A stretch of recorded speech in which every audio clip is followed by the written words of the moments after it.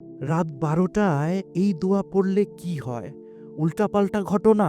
রাত ১২টা থেকে ৩টার মধ্যে আল্লাহ পৃথিবীর নিচের আসমানে নেমে আসেন। এই সময় যদি আপনি এই দোয়াটি পড়েন, জীবনে অসম্ভব কিছু ঘটতে শুরু করবে। দেখুন কিভাবে। হাদিসে বর্ণিত দোয়াটি হচ্ছে, ইয়া মুকাল্লিবাল কুলুব সাব্বিত কলবি আলা দিনি। হে অন্তরসমূহের পরিবর্তনকারী, আমার হৃদয়কে তোমার দ্বীনের উপর সুদৃঢ় রাখো। কেন এই সময়টি বিশেষ? এই সময় ফেরেশতারা আপনার দোয়া শুনতে উপস্থিত থাকেন। শয়তানের প্রভাব থাকে না এবং কবুল হওয়ার ৩টি নিশ্চিত সময়ের মধ্যে এটি একটি। সহিহ মুসলিম শরীফে এসেছে। একজন সাহাবী রাতের এই সময়ে দোয়া করেছিলেন।